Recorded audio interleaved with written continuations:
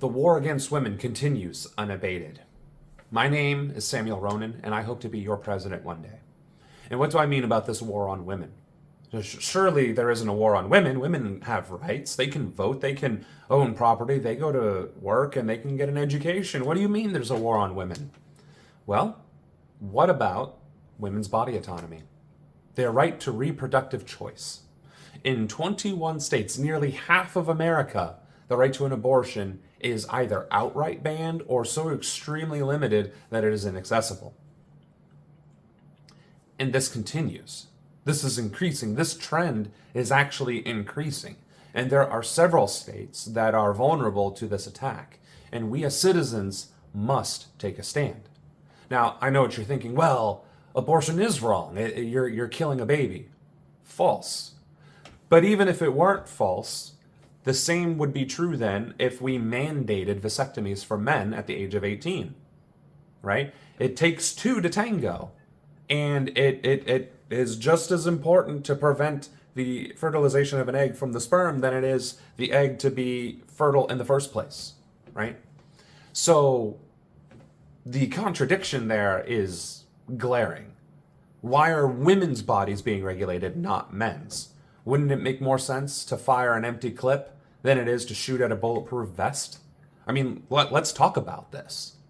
As a man, I have no say whatsoever over another man's body or another woman's body. Period. As a man.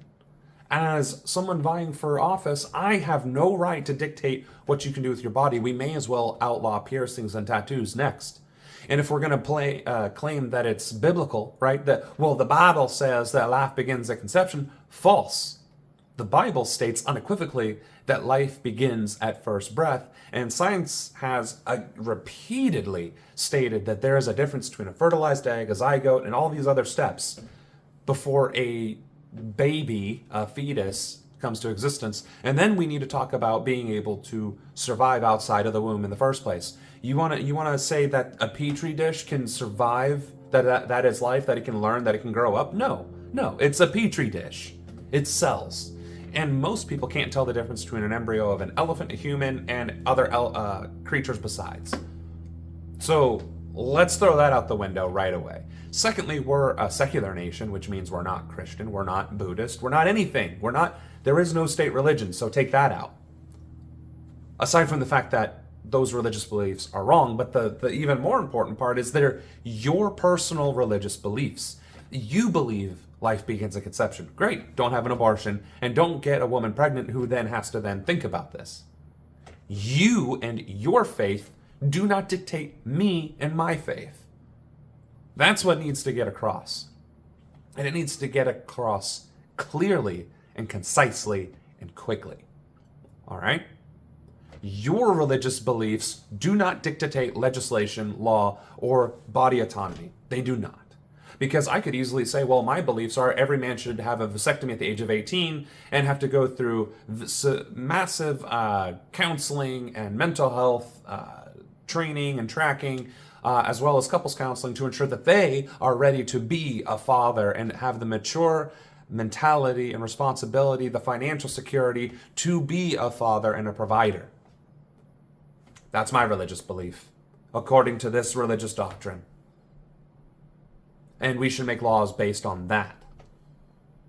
I guarantee you there's plenty of people watching, if you got this far in the video, that are like, whoa, that's infringing upon my rights. That would be telling me what to do with my body. Exactly. So why is it okay for you to do that to her? That's the question we need to be asking. Why is it okay for you to dictate what somebody else can do with their body when you would definitely take offense to somebody telling you what to do with your body? This needs to end. This is a childish conversation. It is a childish political standpoint and a childish political talking point. We are literally saying, well, I can tell you what to do, but you can't tell me what to do. Grow up. And as president, I will ensure that the right to an abortion, the right to choose, will be guaranteed for every single woman in this country, for any reason whatsoever, because that is the right thing to do. It is their moral and ethical quandary that has to make that decision, not mine. Otherwise, we'll play devil's advocate and we will guarantee that every single man in this country has to get a vasectomy at the age of 18 and has to go through all of those steps that I mentioned before. Play with fire and get burned. If you'd like to learn more about me and my campaign and my policies, check out these videos next.